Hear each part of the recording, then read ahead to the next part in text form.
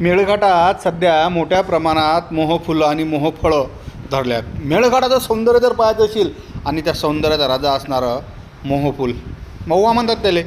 महुव्यापासून सुप्रसिद्ध पेय सिद्धू हे काढले जाते. मोहाचं संस्कृतमधलं नाव मधुका इंडिका आहे. हे भारतात मूळ असणारं हे जे झाड आहे याच्यापासून जे पेय बनते सर्व इकडे सुप्रसिद्ध आहे. तुम्ही जर पाहिलं द्राक्षापासून वाईन बनते, काजूपासून फेणी बनते, अरे उसाच्या साडव्यापासून देशी बनते.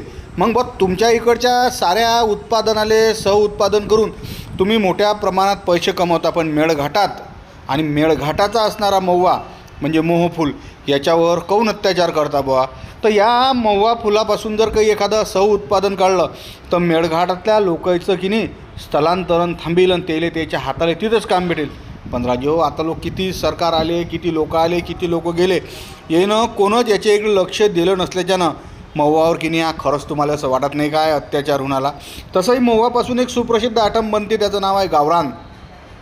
गावरान एक नंबर आहे. यासाठी राहुल दादा येवल्यात. राहुल दादाचं काय नेमकं म्हणणं आहे ते ऐकू आपण. मस्त बोलले राहुल भाऊ.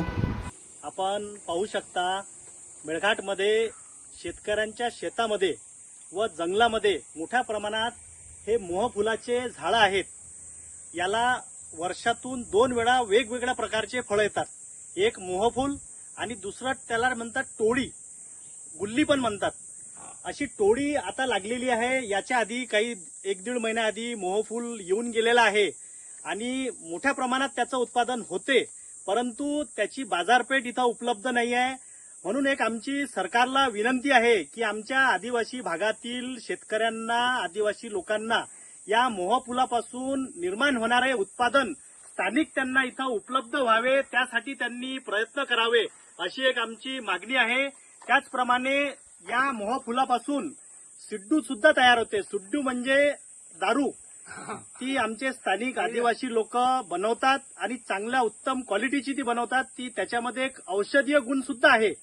त्यासाठी सरकारने त्यांना स्थानिक पातळीवर त्यांना लायसन्स द्यावे आणि या मोहफुलापासून होणारे उत्पादन त्यांना निर्माण करता यावे, त्यांना बाजारपेठ उपलब्ध व्हावी, जेणेकरून आमचा आदिवासी, मेळघाटातील आदिवासी सक्षम होईल अशी एक आमची सरकारला विनंती आहे. शासनाने याकडे सर्व मेळघाटातील आमच्या आदिवासी बांधवांकरिता विशेष प्रयत्न करून यासाठी प्रयत्न करावे. त्याचप्रमाणे आता जी हे टोळी लागलेली आहे याला गुल्ली म्हणतात आमच्या मेळघाटमध्ये, तर याच्यापासून सुद्धा काही औषधी तयार होतात. याला सुद्धा मार्केट उपलब्ध झालं पाहिजे. म्हणजे एकाच झाडाला 2 प्रकारचे फळं लागतात. त्यासाठी आमची विनंती आहे की या आमच्या आदिवासी भागातील शेतकऱ्यांना, आदिवासी लोकांना सक्षम करण्यासाठी असे स्थानिक काही उपक्रम सरकारने चालवावे, यासाठी त्यांनी प्रयत्न करावे. धन्यवाद.